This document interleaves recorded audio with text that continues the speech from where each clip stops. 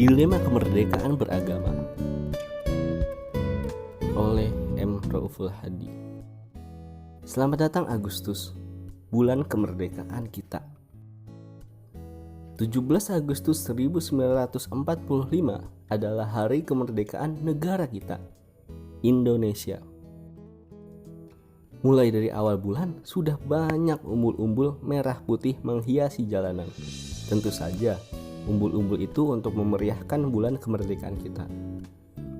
Untuk menyambut bulan kemerdekaan ini, perkenankan saya untuk membagikan khutbah Jumat alternatif tentang memaknai kemerdekaan. Tentunya dalam perspektif saya sendiri, yang secara khusus akan merefleksikan seputar kemerdekaan beragama. Jika berpatokan pada Kamus Besar Bahasa Indonesia atau KBBI, merdeka mempunyai 3 arti, yakni yang pertama, bebas dari perhambaan, penjajahan, dan sebagainya atau berdiri sendiri. Yang kedua, tidak terkena atau lepas dari tuntutan. Yang ketiga, tidak terikat dan tidak bergantung kepada orang atau pihak tertentu. Jadi, dapat diartikan kemerdekaan beragama ialah bebas untuk memilih agama dan menjalankan peribadatannya. Tidak mengalami paksaan atau larangan, dan tidak juga bergantung kepada orang lain.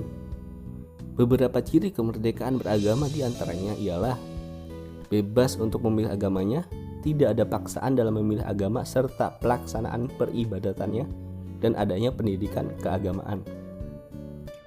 Memang pada saat ini Indonesia telah merdeka, namun bagaimana dengan rakyatnya? Yang saya soroti ialah masih banyak rakyat Indonesia yang belum merdeka, terutama kemerdekaan beragama. Mengapa saya katakan demikian?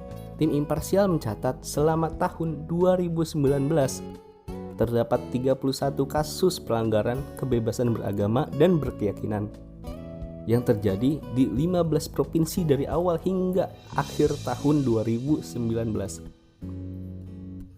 Yang rinciannya sebanyak 12 kasus berupa pelarangan atau pembubaran terhadap ritual, pengajian, ceramah, pelaksanaan ibadah agama atau kepercayaan tertentu. 11 kasus pelarangan pendirian tempat ibadah, 3 kasus perusakan tempat ibadah, 2 kasus pelarangan perayaan Cap Gome, 1 kasus berupa pengaturan tata cara berpakaian tertentu oleh pemerintah, 1 kasus imbauan pemerintah terkait aliran keagamaan tertentu, dan 1 kasus berupa penolakan untuk bertetangga terhadap yang tidak seagama. Dari 31 kasus yang tercatat oleh tim imparsial, tentunya masih banyak lagi kasus yang tidak tercatat. Ini menjadikan Indonesia belum sungguh-sungguh merdeka dalam kehidupan beragama.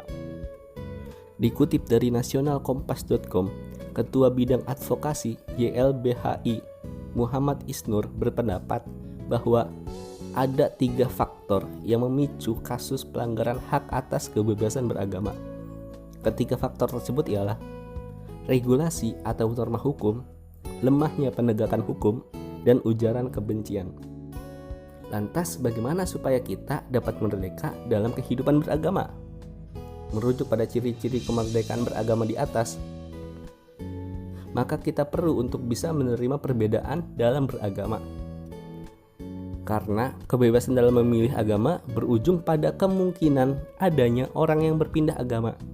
Jika kita mau untuk meraih kemerdekaan beragama, maka tentu kita harus siap untuk bisa menerima apa adanya orang atau kerabat kita yang berpindah agama dan melaksanakan ibadahnya di samping kita.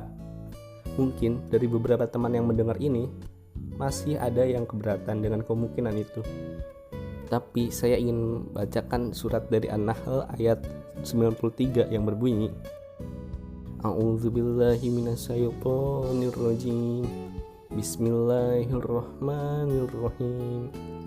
Walau sya'allahu laja'alakum ummatan wahidatan yudhillu man yasha'u wa yahdi man yasha' wala tus'alunna amma kuntum ta'malun. Shadaqallahul azim. Yang artinya, Dan kalau Allah menghendaki, niscaya Dia menjadikan kamu satu umat saja.